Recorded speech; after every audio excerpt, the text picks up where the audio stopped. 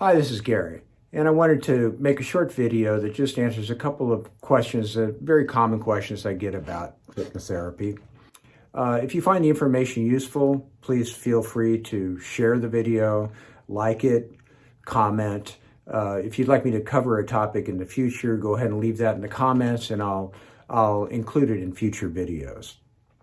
Okay, so one of the first questions is, how is hypnotherapy different than traditional practices like the practice of medicine or psychological counseling? Well, hypnotherapy is not the practice of medicine or the practice of psychological counseling. It's a different practice, different techniques, different training, and I think different expectations. We don't prescribe medications, and we don't typically deal with the more extreme psychological challenges like psychotic episodes, schizophrenia, and court-ordered counseling, things of that nature. If that applies to you, you're better off seeking working with a psychologist or a physician or a psychiatrist, and they can better serve you in those areas. That's just outside the scope of my practice. However, most people don't have those kind of problems. Most people are, wanting to speak at their brother's wedding and wanting to feel comfortable about that. Or they want to take a plane flight and they have a fear of flying. Or maybe there's a bad habit that they want to get rid of, like smoking, or a behavioral response or an emotional response they have in certain situations, like a social anxiety that they want to get rid of. Hypnotherapy is fantastic for that. It's also a fantastic complement to traditional medical treatment. It's a wonderful way to prepare for surgery, to prepare for dental appointments. It can help your recovery. It's good in so many areas. Also, it's important to realize that when you come to a hypnotherapist, you don't have to come because of a problem. You could actually be coming to work on something that you're already good at. For instance, sports performance or performing arts. I'm a musician. It's helped me quite a bit in my performing. There's many different applications for it. For any of those things and many more, hypnotherapy is a wonderful, wonderful option for you. You could go to my website and take a look, www.risingstarforchange.com, and you'll see many different applications of hypnotherapy. So, now another question I get is, what's a session like and how is it different than regular psychotherapy? Well, typically you go to see, in traditional psychotherapy or talk therapy, now I'm going to generalize, okay, but you would go and you would go for a period of weeks, months, maybe even years, not always, but that's fairly common, and talk about your issue and through discussion, analysis, and reason, figure things out, try to come to an understanding of why the problem is happening, and come up with a plan to resolve it. And oftentimes this is very helpful. Many people benefit from that. I have the utmost respect for people in that field, and we often refer people to each other. Now, in hypnotherapy, what happens is, well, first of all, it's shorter term, generally. I see people typically 3 to 4 sessions, a chunk of 3 to 4 sessions. We see where we are. If we need more, if the client wants more, we'll do some more.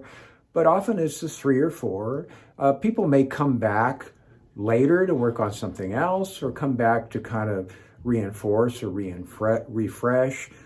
Some relationships are longer term. They may come back a year later to work on a different issue. But it's a little bit different. It's not that every week for a long period of time.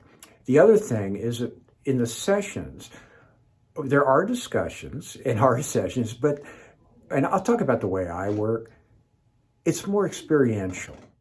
It's more about experiencing something. And for me, I want you to experience something that goes beyond what words can really describe. It's more symbolic. It has an emotional component to it, and there's a sense of involuntary response, all of these things. And there's good reasons for that. Let me go over the reasons for that. Okay, so if you think about it, when your mind goes to something, when something comes through your mind involuntarily, it's a memory of something that's bothering you, or perhaps it's a memory of something that is a wonderful memory that makes you feel really great. In either case, you probably experience it as there may be an image there may be a snippet of internal dialogue there may be a feeling, an emotional feeling, there may be a physical feeling, there may be a combination of all these things, those pictures, and there may be a movie clip associated with it. But it's not really, it's kind of a non-linear kind of an experience. And the pictures may not be photographic, they may be more representational, kind of symbolic, but it's just kind of this collage, that kind of experience. Hypnotherapy offers this kind of mode of communication. And the reason it's so valuable is because when you're experiencing that, when you're having those involuntary thoughts, positive or negative, it's like your unconscious processes are communicating to your conscious awareness. It's saying, hey, this is something that we need to take care of or look out for, or hey, this is something that we need to get more of if it's a good memory, all right? But it's unconsciously, you've got these neurological processes are always predicting what's coming up and trying to predict how to avoid pain, how to get more pleasure, how to get you where you want to be more fulfilled in your life. And so you're getting these communications. In order for us to communicate back and change something, if you're getting an involuntary response, a problematic thoughts and feelings, doing things that you don't want to do, they're happening unconsciously. Otherwise, if they were conscious, you just go ahead and fix it, right? I mean, sometimes you even try consciously to fix it, but you still do it. It's as if there's a part of you that's a part of your neurological process just kind of automatically doing that. So how do we change that? Well, we can communicate to that part of you. And it makes sense to use the same language, the same kind of a non-linear, symbolic sort of mode of communication with a sense of involuntary response. This is what hypnosis offers, and I think it's one of the reasons that it's so effective. Now, in modern hypnotherapy, now the way I do it, the way I practice, I also like to involve the conscious processes as well. And I call this cognitive skill building. And that's simply a way for, in the session, you can hold a space where the client can have the conscious and unconscious processes together. So we don't have to knock one out to deal with the other one. I think that's very empowering. And also, when you're outside of the session, I can give you some tools, some little strategies to use in certain situations that can really help you.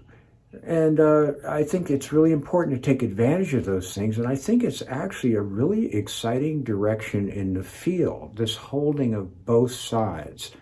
And I think you're going to see that being developed in the future. All right, so, I think that's probably enough for right now. I don't want to go on and on, but I think you get some idea of the differences, kind of why you might want to come and see a hypnotherapist as opposed to going to one of these other areas, and also why you might want to go see a psychiatrist or psychologist rather than a hypnotherapist. All right, if you found this useful, once again, please go ahead and leave a comment down below, give us a thumbs up, feel free to share the video. And if there's a topic you'd like me to address in the future, happy to do it. Just leave it in the comments or contact me. Again, my name is Gary Schwantes, and I'll see you in the next video.